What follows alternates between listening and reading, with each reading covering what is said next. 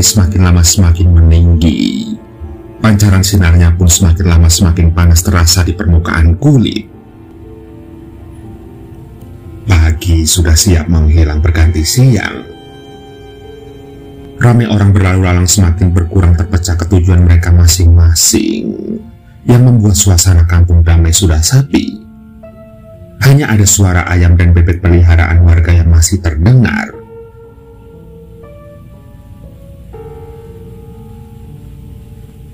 Kampung Damai adalah sebuah kampung yang terletak di pinggiran kota Bekasi. Sebuah kampung kecil yang mayoritas ditinggali warga keturunan Tionghoa. Hampir seluruh warga Kampung Damai pergi bekerja di pagi hari sampai sore hari hingga membuat suasana kampung menjadi sepi di siang hari. Hanya para ibu dan anak-anaknya saja yang tinggal di rumah pada siang hari. Namun, semua itu tidak berlaku untuk kakek Salim. Di saat seluruh laki-laki di kampung pergi bekerja, ia masih saja tidur di rumah miliknya. Nampak ada sebuah gelas berisi kopi yang sudah habis dan piring berisi singkong rebus di sampingnya. Benar, sepertinya kakek Salim tertidur setelah selesai sarapan. Ia memang selalu begitu. Semenjak kematian istrinya sekitar 10 tahun yang lalu, kakek Salim lebih suka diam di rumah. Mungkin karena umurnya juga yang sudah menginjak 70-an tahun sehingga tubuhnya sudah melambat untuk bekerja. Juga ditambah status kakek Salim yang tidak mempunyai keturunan. Namun, itu tidak membuatnya sedih sama sekali. Baginya bila Tuhan menghendaki seperti itu, maka ia harus menerima. Lagi pula anak-anak sanak saudaranya dan tetangganya sudah ia anggap anak sendiri.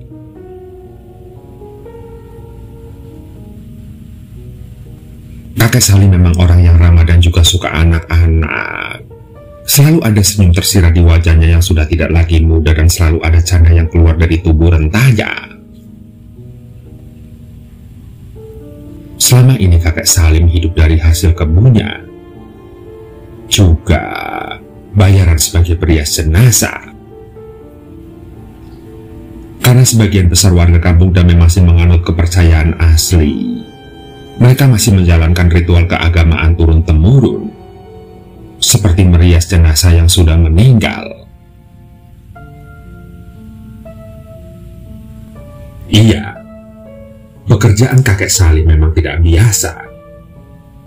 Namun, sama sekali ia tidak takut untuk menjalaninya. Baginya tidak ada yang perlu ditakuti, karena mereka yang sudah meninggal tidak akan mengganggu. Mereka sudah punya jalan mereka sendiri sama seperti mereka yang masih hidup.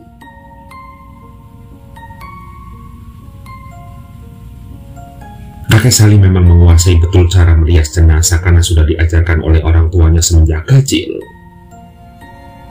Orang tua kakek Salim adalah pengrajin peti mati. Oleh karenanya tidak heran jika kakek Salim menguasai banyak ritual penguburan ala Tionghoa.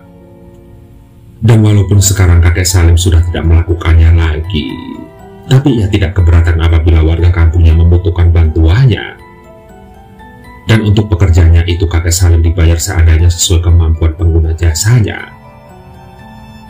Ia tidak pernah mematok harga untuk jasanya karena niatnya memang membantu. Dia malah bersyukur masih dapat membantu tetangganya.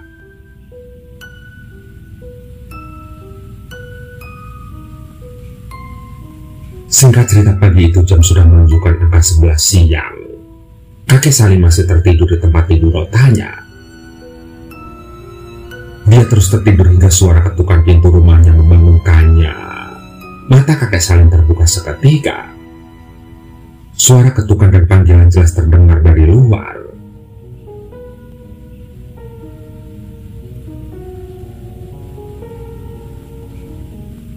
"Assalamualaikum kakek Salim," panggil seorang wanita. Kakek Salim diam sejenak. Ia berusaha mengumpulkan kesadarannya.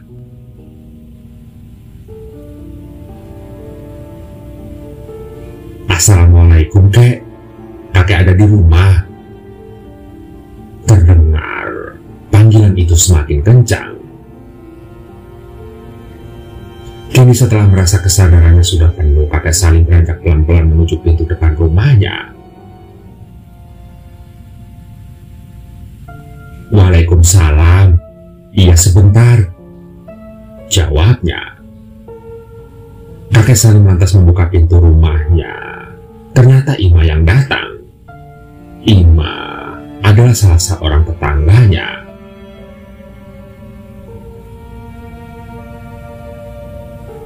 "Oh, kamu mah, ada apa?" tanya kakek Salim sembari membetulkan kopiahnya. "Kakek dipanggil sama keluarga Acang, katanya anak perempuannya hari ini meninggal," ujar Ima menjelaskan. "Innalillahi wa inna ilaihi roji'un." "Kapan?" "Arini yang menikah setahun lalu itu kan?" ujar kakek Salim. Ia terkejut mendengar berita itu. "Iya, kek. Tadi subuh keluarga Acang dapat telepon dari suaminya Arini. Katanya Arini meninggal," ujar Ima. "Bu, kok bisa? Memangnya Arini meninggal kenapa?" tanya kakek Salim. "Gak tahu, kek. Kata suaminya sih sakit. Mending kakek kesana saja. Katanya jenazahnya sudah mau sampai," ujar Ima. "Ya sudah, kakek nyusul kalau begitu. Kamu duluan saja ya," ujar kakek Salim. "Ya udah, kek. Assalamualaikum." "Waalaikumsalam."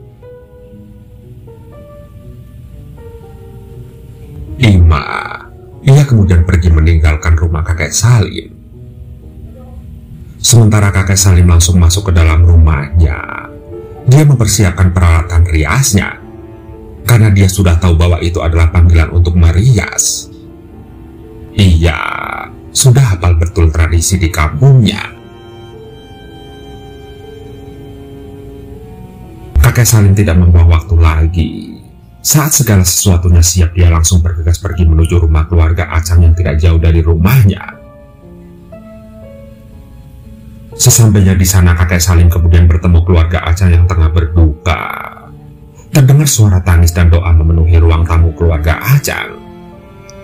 Dan setelah mengucapkan bela sungkawa, kakek Salim duduk di ruang tamu. Ia menunggu kedatangan jenazah putri keluarga Acang. Ia menunggu kedatangan jenazah putri keluarga Acang ditemani peralatan setianya. Singkat cerita, sudah sekitar 1,5 jam kakek Salim menunggu, tapi jenazah Arini belum juga sampai. Hingga akhirnya 30 menit kemudian sirine ambulan terdengar nyaring.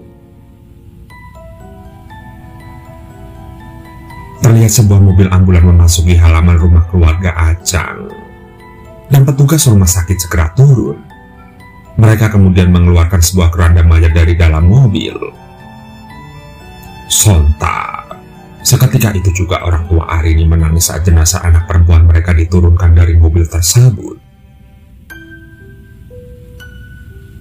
Ternyata, jenazah Arini sudah dimandikan oleh pihak rumah sakit dan langsung disemayamkan di sebuah peti mati yang sudah tersedia di ruang tamu. Lantas keluarga Acang segera memakaikan gaun ke tubuh Arini. Untuk hal itu kakek Salim angkat tangan. Karena yang meninggal adalah seorang wanita, jadi ia tidak membantu memakaikan pakaian. Dan ketika keluarga Acang sudah selesai memakaikan gaun, lantas kakek Salim mulai mengerjakan tugasnya itu.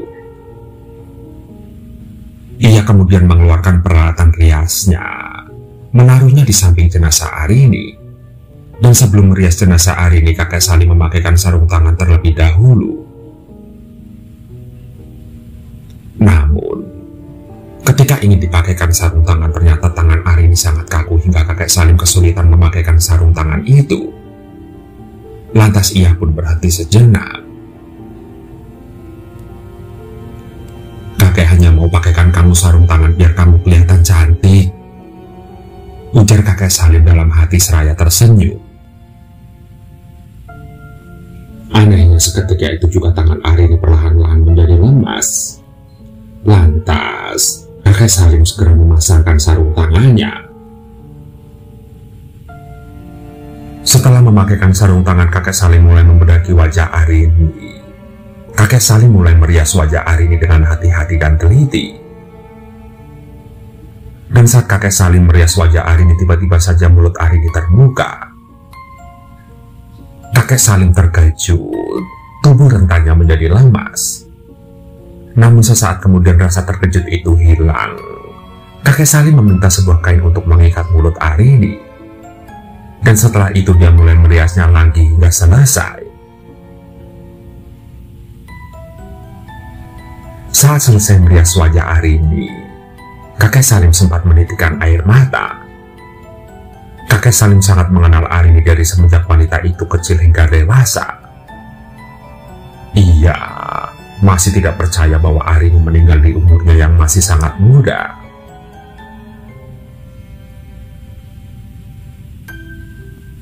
Kakek Salim kemudian mengusap air matanya dan mulai membereskan peralatan riasnya, kemudian duduk di kursi pelayat yang tersedia di ruang tamu dekat peti mati. Lantunan doa terus terdengar di ruang tamu. Sementara kakek Salim hanya memperhatikan. Dia ikut berdoa di dalam hatinya, mendoakan agar arwah Arini diterima di sisi Tuhan.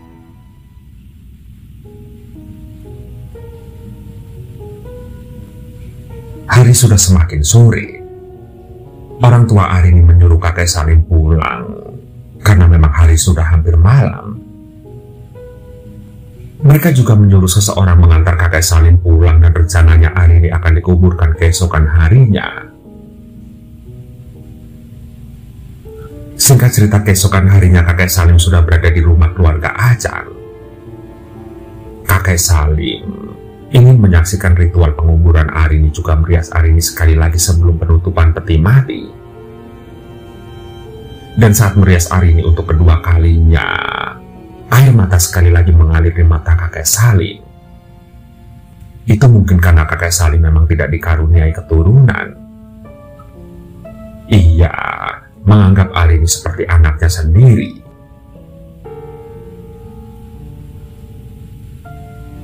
Lantas siang itu jenazah Arini dikuburkan setelah sebelumnya melalui beberapa kali upacara keagamaan. Dan setelah jenazah dikuburkan, kakek Salim pun pulang ke rumahnya.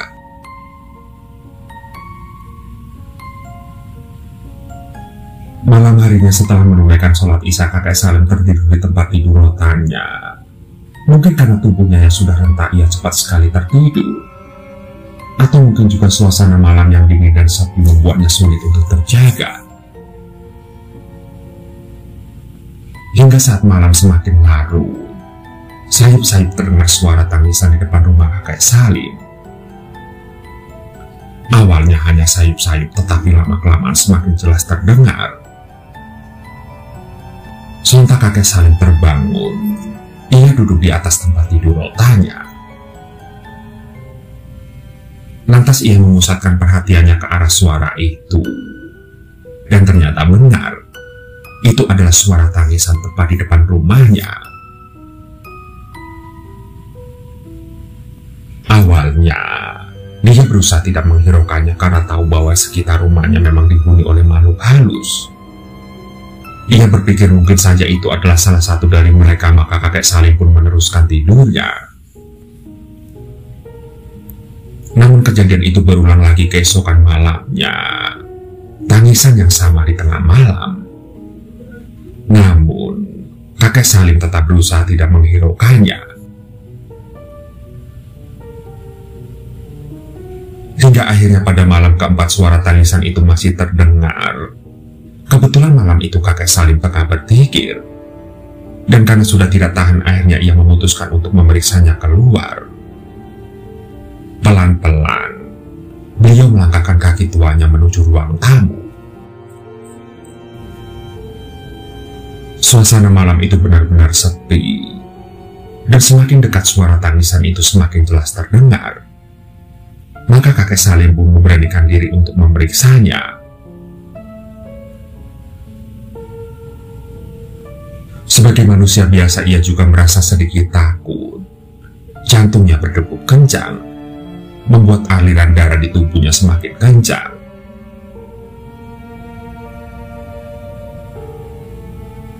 Kakek Salim kemudian membuka pintu rumahnya. Pelan-pelan tubuhnya keluar melalui pintu. Ia kemudian memeriksa halaman rumahnya. Namun tidak banyak yang ditangkap oleh mata kakek Salim. Benar, lampu penerangan di teras rumahnya tidak mampu menjangkau halaman rumahnya, yang membuatnya hanya dapat melihat samar-samar. Sementara suara tangisan wanita itu kencang terdengar sangat pilu dan sedih. Kakek Salim, beliau terus saja memeriksa halaman rumahnya tetapi tidak menemukan apa-apa. Namun di dalam hatinya dia tahu ada sesuatu di halaman rumahnya.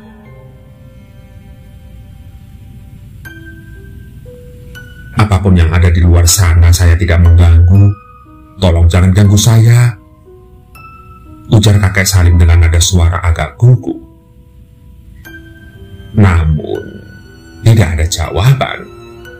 Hanya suara tangis yang terus saja mengalun di antara suara hewan malam. Sontak tubuh kakek Salim agak gemetaran, namun dia berusaha untuk tetap tenang. Kalian sudah dengan alam kalian, tolong jangan ganggu lagi yang hidup. Sekali lagi kakek Salim berbicara, namun kali ini dengan suara yang lebih keras. Benar saja, suara tangisan itu akhirnya hilang. Suasana di rumah kakek Salim kembali sepi seperti semula.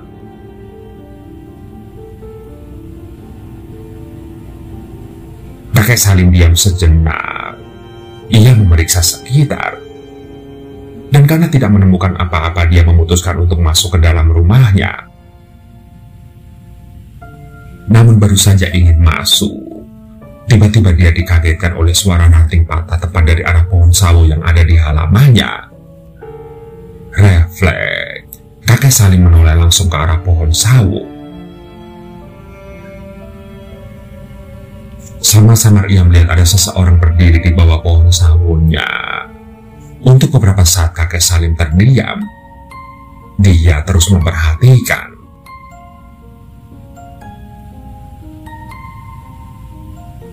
Semakin lama kakek Salim semakin melihat sosok itu dengan jelas, dan ternyata itu adalah Arini.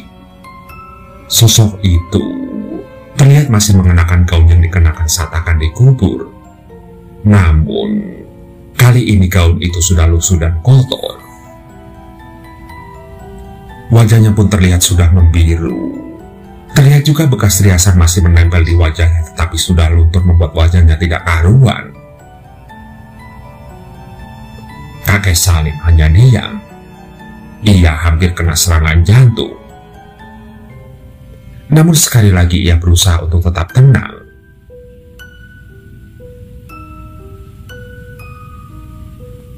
Sementara sosok Arini masih berdiri mematung di bawah pohon sawo.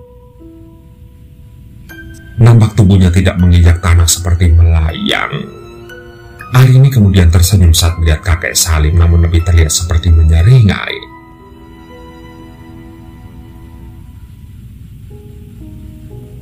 Mau apa lagi kamu, nak? Ujar kakek Salim mencoba mengatur nada bicaranya, tetapi tetap saja tidak bisa menutupi kegugupannya. Dahinya sudah dibasahi keringat.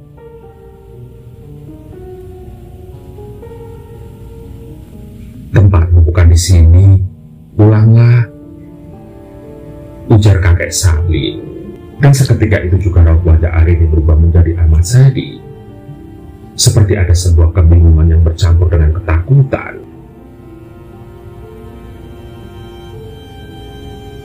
Aku takut, kek. Terdengar suara pelan dan lirih terbawa oleh angin hingga ditangkap telinga kakek Salim.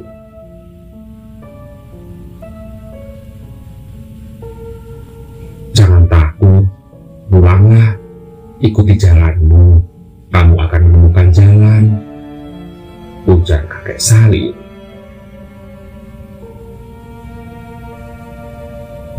kakek, buka pengikatnya. Terdengar suara Arini sangat pelan seperti berbisik. Bahkan kakek Salim hampir saja tidak dapat mendengarnya. Dan setelah itu pelan-pelan sosok Arini pun mulai menghilang. Hilang di antara gelap malam.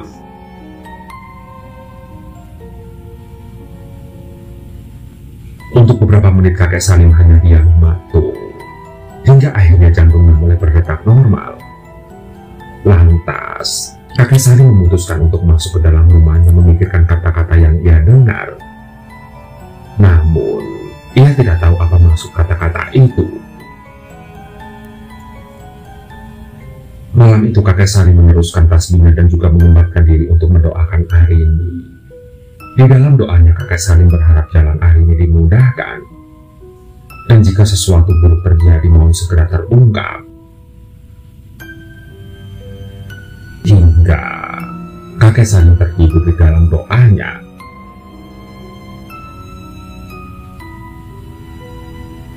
Keesokan paginya kakek Salim bangun pagi-pagi sekali. Ia mengambil Ari dan pergi ke kebun. Ia ingin mengambil beberapa hasil kebunnya untuk dijual ke pasar atau ke tetangganya bila ada yang membutuhkan. Dan memang dari sanalah kakek Salim mendapat uang untuk sekedar memenuhi kebutuhan sehari-harinya.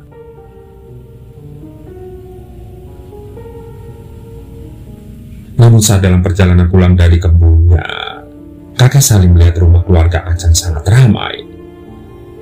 Beberapa orang polisi terlihat duduk di teras rumah, sedangkan yang lainnya tengah berbicara dengan orang tua Arini. Sontak, buru-buru kakek Salim mendatangi rumah keluarga Acan. Sesampainya di teras, ia melihat ibu Arini menangis. Kakek Salim bingung. Ia kemudian bertanya kepada salah seorang anak keluarga Acan, yaitu adik Arini. Adik Arini kemudian menceritakan bahwa orang tuanya curiga dengan kematian Arini sehari setelah jenazahnya dikuburkan. Dan setelah melalui penyelidikan, ternyata Arini sempat bertengkar dengan suaminya. Para tetangga Arini menuturkan kepada orang tua Arini.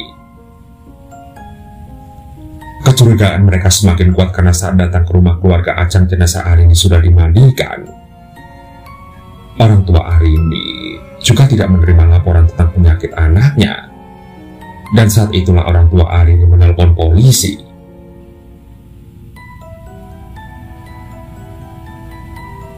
Hari itu rencananya polisi dan keluarga akan membongkar makam Arini. Mendengar hal itu sontak kakek Salim kaget. Lantas beliau pun ikut saat keluarga Acan dan polisi pergi ke makam Arini untuk mengotopsi ulang jenazahnya, untuk memastikan kematian Arini.